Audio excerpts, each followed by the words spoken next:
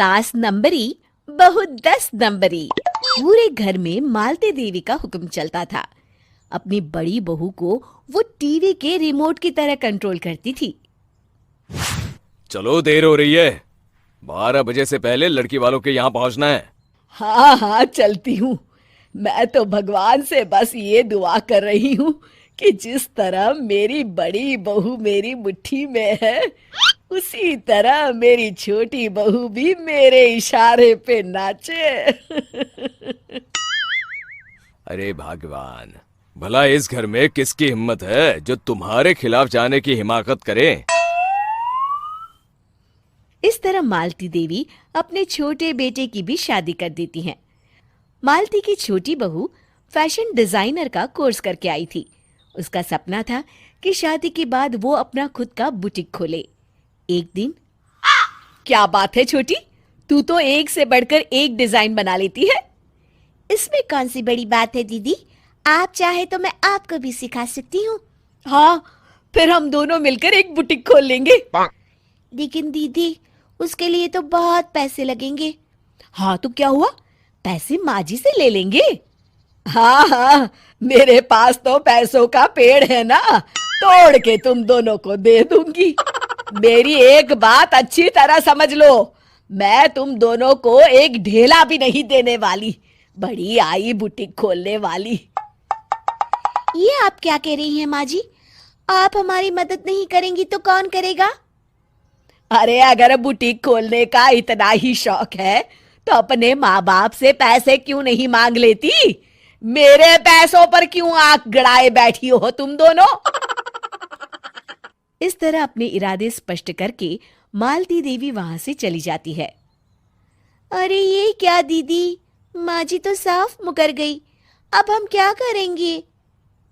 तू चिंता मत कर, बुटीक तो खुल के ही रहेगा। कहते हैं कि घी जब सीधी उंगली से नहीं निकलता तो उसे उंगली टेढ़ी करके निकालना चाहिए। माँ जी अपने आप को समझती क्या है?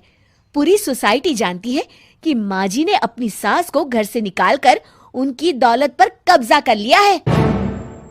हाँ दीदी, अब तो जैसे को तैसा करना पड़ेगा। फिर दोनों बहुएं मिलकर एक साजिश रचती हैं।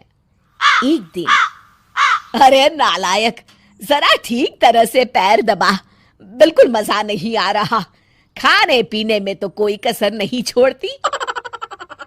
तभी वहां बड़ी बहू हाथ में एक फॉर्म लेकर आती है। माँ जी, आपके लिए एक खुशखबरी है। सरकार सभी बुजुर्गों को हर महीने 10,000 रुपये पेंशन देने वाली है। अरे ये क्या कह रही है तू? क्या सच में मुझे हर महीने घर बैठे 10,000 रुपये मिलेंगे? हाँ माँ जी, दीदी सच कह रही है। कल टीवी न्यूज में इस बारे में बता रहे थे। बस आप ये फॉर्म पढ़ के इसे भर दीजिए और अपने दस्तखत कर दीजिए। मैं इन्हें ले जाकर जमा करवा देती हूँ। अरे नालायक, बड़ी कामचोर है तू। इस बुढ़ापे में कहाँ तुम मुझसे फार्म भरवा रही है? खुद ही भर ले, मैं दस्तखत कर देती हूँ। ठीक है माँ जी। फिर बड़ी बहू बड़ी चालाकी से फॉर्म के पन्नों के बीच प्रॉपर्टी के पेपर छिपा कर रख देती है और उन पर मालती देवी के दस्तखत करवा लेती है। कुछ दिनों के बाद मालती देवी अपने पति के साथ 2 दिनों के लिए अपने एक रिश्तेदार के यहाँ जाती है। दूसरी तरफ दोनों बहुएं पूरे घर पर अपना कब्जा कर लेती हैं। मालती देवी जब अपने रिश्तेदार के यहाँ से लौटती हैं, तब अपने कमरे में ताला लगा देख आग बबूला हो जाती है। अरे नालायको, मेरे कमरे में इतना बड़ा ताला किसने लगाया है? माँ जी, ये कमरा तो मैंने अपने बेटे रोहन को दे दिया है और आज से आप बाहर कोने में जो छोटा कमरा बना है ना, वहां रहेंगी। अच्छा, मैं उस सड़ेले कमरे में रहूंगी है? तेरी ये कहने की हिम्मत भी कैसे हुई? और मेरी इजाजत के बिना मेरा कमरा देने वाली तू होती कौन है? लगता है तू भूल गई, इस घर की मालकिन मैं हूं। तभी वहां छोटी बहू आती है। अरे माँ जी, आप इस घर की मालकिन नहीं है। अब इस घर की नई मालकिन हम दोनों बहुएं हैं। ये देखिए, इन प्रॉपर्टी के पेपर पर आप ही के दस्तखत है। अरे भाग्यवान, ये तुमने क्या कर दिया? दस्तखत करने से पहले एक बार ठीक से पढ़ तो लेती। अरे लेकिन मेरी बहुएं मेरे साथ ऐसा कैसे कर सकती है? अरे तो इसमें कौन सी अचरज की बात है? तुमने भी तो अपनी सास को घर से बाहर निकाल दिया था।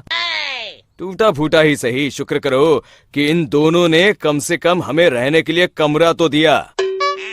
तुमने तो अपनी सास को वो भी नहीं दिया था। आज समझ में आया, जैसी करनी वैसी भरनी। चलो, अपना सामान उठाओ और चलते हैं।